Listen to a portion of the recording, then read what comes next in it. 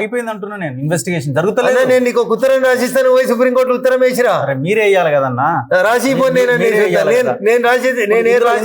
Phone tapping కూడా include అయ్యింది ఇందులో. అందుకనే నేను చెప్తున్నా, టెలిఫోన్ ట్యాపింగ్ ని కోడలు దిద్దిన కాపురం లాగా సీరియల్ లాగా నడిపిస్తారు సిట్ అధికారులు. కంప్లైంట్లు రిజిస్టర్ చేస్తలేరు, పట్టుకురావాల్సిన పట్టుకొస్తలేరు.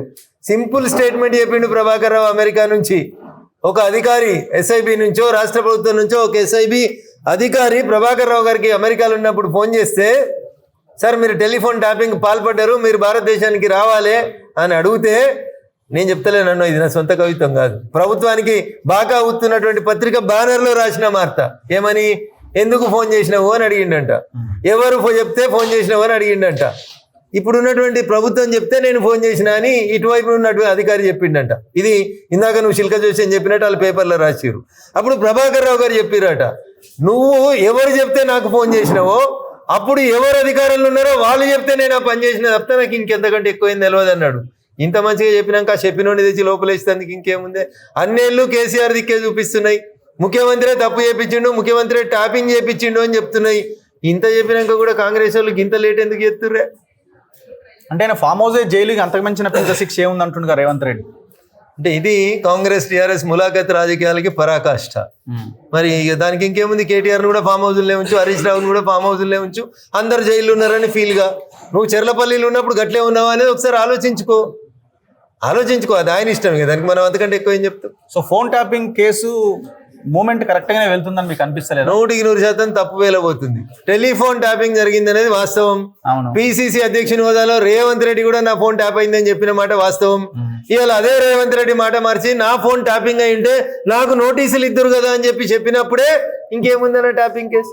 అంటే మీరు ఒకవేళ ఉండుంటే ఈ పాటికి అరెస్ట్ అయిపోయారు అందరూ. ఎవరెవరు? కేసీఆర్, హరీష్ రావు, కేటీఆర్, కవిత, ఇట్లా మాట్లాడినందుకు నువ్వు, నీలాగా మాట్లాడినందుకు ఇంకో 4 ఛానళ్ళు, అందరినీ లోపలేద్దు. తప్పకుండా వేద్దు.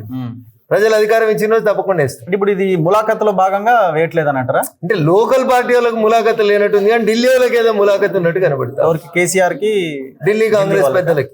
వాళ్ళు మీ మీదనే అంటున్నారు కదా, అసలు బీఆర్ఎస్ పోయి బీజేపీలో విలీనం అవుతుంది, ఇదంతా కాంగ్రెస్ పార్టీలో యువజన కాంగ్రెస్ నాయకుడిగా పుట్టిండు చంద్రశేఖర్ రావు. 2001లో టీఆర్ఎస్ ని పెట్టి 2004లో కాంగ్రెస్ తోటి పొత్తు పెట్టుకున్నాడు. ఢిల్లీలో మంత్రి పదవి తీసుకున్నాడు, గల్లీలో మంత్రి పదవి తీసుకున్నాడు. కాంగ్రెస్ తోటి పొత్తు, గులాం నబీ ఆజాద్, దిగ్విజయ్ సింగ్, చచ్చిపోయినటువంటి అహ్మద్ పటేల్, వీళ్ళందరితోటి సత్సంబంధాలు, సాష్టాంగంగా పోయి జనపతిలో పోయి దండం పెట్టించింది. ఇదంతా కాంగ్రెస్ వాళ్ళతోటి ములాఖైతే అయింది. టీఆర్ఎస్ పార్టీ కదన్నా, మాకేం సంబంధం అన్నా? మేము ఎన్నడన్నా కలిసి పోటీ చేసినామా? వాళ్ళకి ఎంత కొల్లుడు ఉన్నాడు. రేవంత్ రెడ్డి ముఖ్యమంత్రి కదా, ఆయన జైల్లో చేసారు కదా, ఆయనకు ఒక రకమైన ఆలోచన అయితే ఉంటది కదా. రేవంత్ గారు ఈ మధ్యలో ఒక మాట చెప్పారు రగా, నన్ను ఫాలో కానట్టున్నావు. రాహుల్ మాటే నాకు వేదవాక్కు. ఆడికి వెళ్ళి ఫోన్ వచ్చి ఉంటుంది, ఈడ ఫోన్ బంద్ అయి ఉంటుంది. టెలిఫోన్ ట్యాపింగ్ ఎందుకు ముందుకు పోతలేదు రఘు? నీ ఫోన్ ఇన్ లేదా? పోలీసు వాళ్ళు రేవంత్ రెడ్డి గారి ఫోన్ ఇన్ లేదా? నా ఫోన్ ఇన్ లేదా? దుబాక్ ఎలక్షన్ లో నువ్వు చూడలేదా ఎన్నిసార్లు ఫోన్ ఇన్, ఎన్ని కష్టాలు పెట్టిర్రు? జరగలేదా టెలిఫోన్ ట్యాపింగ్? సిగ్గుండాలే టెలిఫోన్ ట్యాపింగ్ లేదని ఎవడైనా మాట్లాడితే ఈ దేశం లోపల. 100% తెలంగాణలో టెలిఫోన్ ట్యాపింగ్ జరిగింది. అన్నం తినేటోడు అయితే వాస్తవాలు ఒప్పుకోవాలి, తినడానికి నేనేం చెప్తాను.